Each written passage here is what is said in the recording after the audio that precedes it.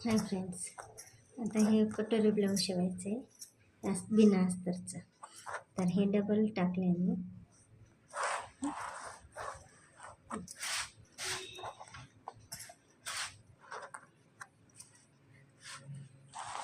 आता याची छाती आहे 11 इंच. हे आपण 11 इंच आणि पुढं 1.5 इंच मार्जिन. असंच इथं पण 11 इंच आणि हे 1.5 इंच मार्जिन. आता उंची आहे 13.5. तर आपल्याला 1 इंच वाढवून घ्यायचं. 13.5चं 14.5.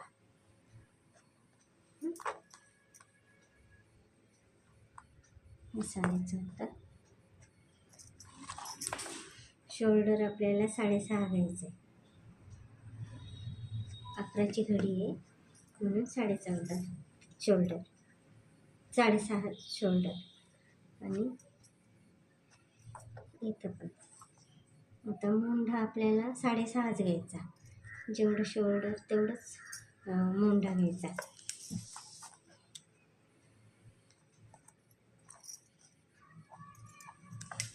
असं आपण घ्यायचं.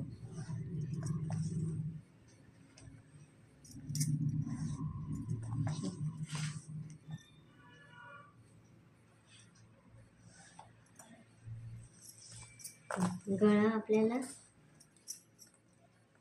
2.5 इंचावरच घ्यायचा. आणि हा गळा उतार 6.5 इंचावरच घ्यायचा. हे पण 2.5. नंतर वाढवू शकतो आपण ते.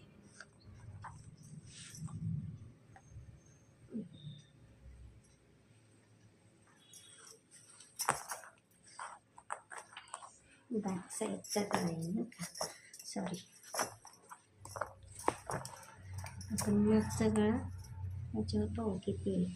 हे शोल्डरच्या इथून 9.5 तर 10 इंचावर घेऊ. 10 इंचावर. आणि आपण इथून पण करू शकतो. एक वरती 1/2 इंच, खाली 1/2 इंच सोडून पाहायचं आपण किती येते. बरोबर 10 इंचावर गळा येत आहे. ठीक आहे.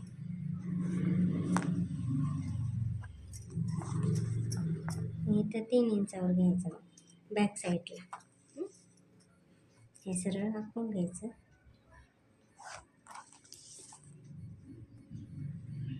हे पण सरळ तिरकं असं जोडून घ्यायचं. आणि गोलच गळा हवा आहे मागे, तो गोल गळा.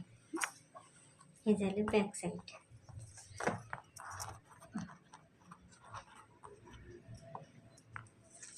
हे पण जोडून घेऊ आपण.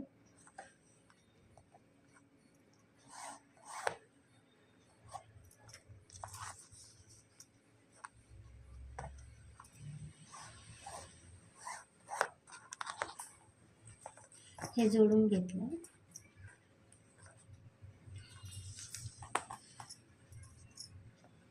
आता आपल्याला मोंढ्याचा आकार देऊन घ्यायचा.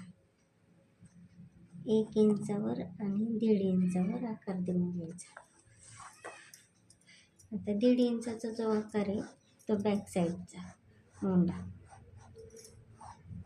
असं जोडून घ्यायचा. आणि आता हा जो आकार दिला, आता ह्याच्यावरच फ्रंटचं पण आखून घ्यायचं आपल्याला, म्हणजे पेपर कटिंग करायची गरज पडत नाही. 2.5 इंचावर हे इथं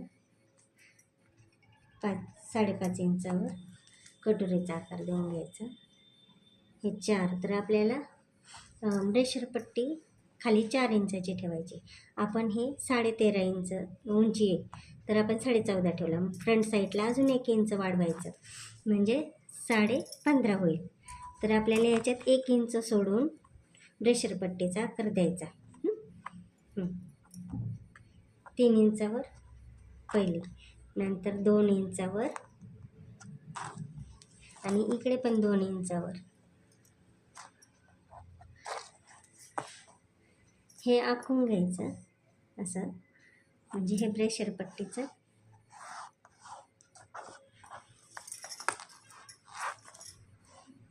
हे असं ब्रेशर पट्टीचा आकार.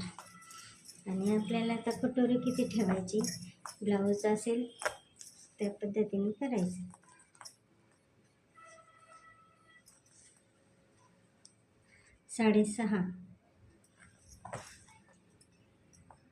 साडेसहा इंचावर तर 6च घेऊ आपण, अर्धा इंच कमी. आणि हा जो फ्रंट गळ्याचा आणि हा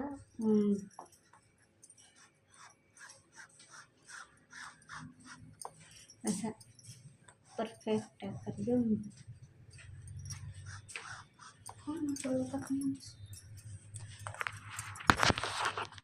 आता हा जो आकार जो देतो आपण, हे आपण इथं 3 इंचावर घेतलं होतं, पण जेव्हा फ्रंटचं करायचं आहे तेव्हा 2.5 इंचाचंच ठेवायचं. 2.5 इंचाच्या ज्याच्यावरून खूण करायची, हे 2.5 आणि ते 2.5, म्हणजे पुढचा गळा रुंदत नाही.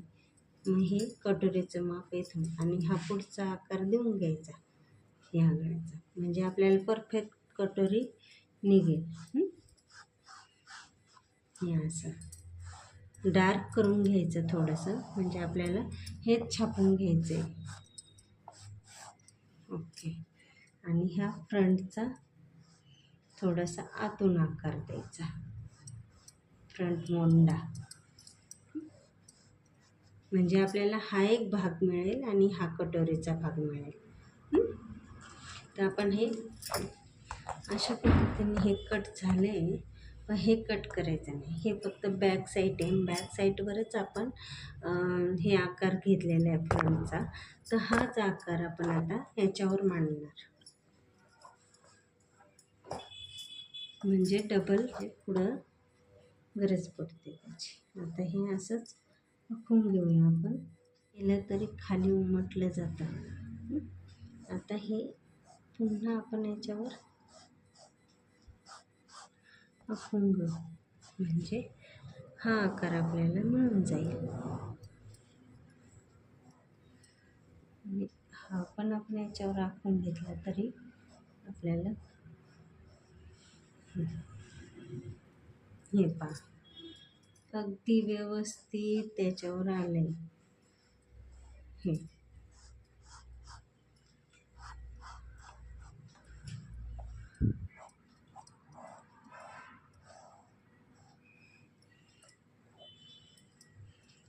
हा आतला आकार, मुंड्याचा आकार.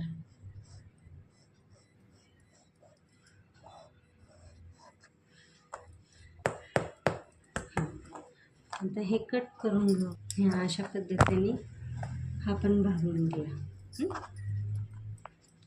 बाजूला ठेवतो. आता आपण हा कटोरीचा भाग काढायचा.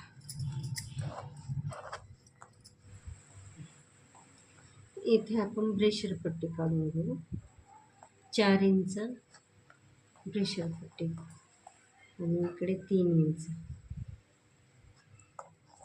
इकडे पण 3 इंच, आणि हे 3 इंचाची सरळ लाईन मारून घ्यायची. आणि इथे थोडंसं कर्व उतार द्यायचा असा.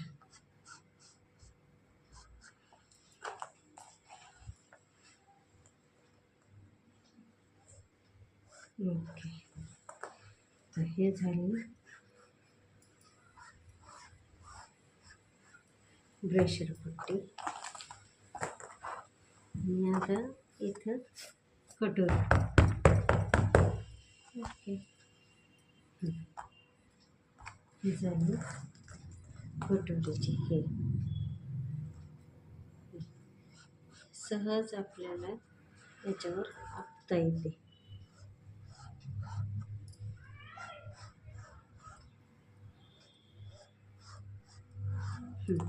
तर आपल्याला आता ही वाढवून घ्यायची.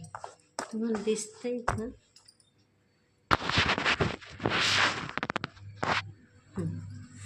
हे इकडून 1.5 इंच खूण करून घेऊ. इकडून पण 1.5 इंचावर मार्क करू आणि हे इथं पण 1.5 इंचावर. तर आपल्याला हा भाग जोडून घ्यायचा असा हा. आणि हा जो आहे हा 1.5 इंचाच्या तिथं जोडून घ्यायचा आणि हा सरळ घ्यायचा. तुम्ही स्केलच्या सहाय्याने करू शकता असं सरळ अशी. ओके, ही भेटली आपली कटोरी. तर आपण कट करून घेऊ. आता पहिले प्रेशर पट्टी कट करू. हे होतं. आता हे आपले फ्रंटचा भाग पूर्ण कट करून झाला आहे.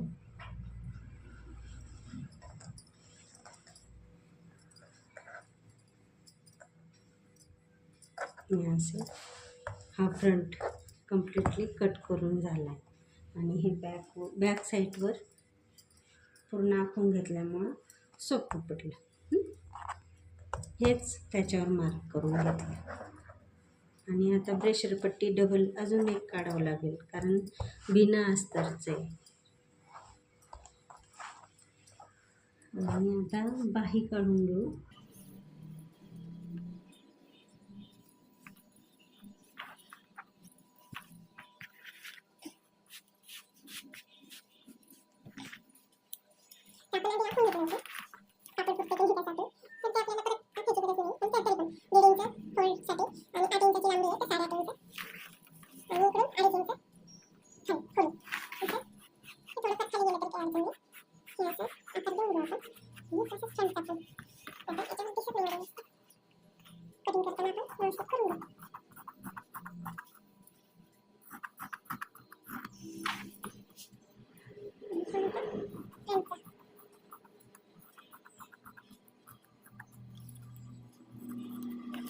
अशा पद्धतीने ब्लाउज कटिंग झाली. सेंटर कट करून घेऊ. हे पोळीसाठी पण कट करू.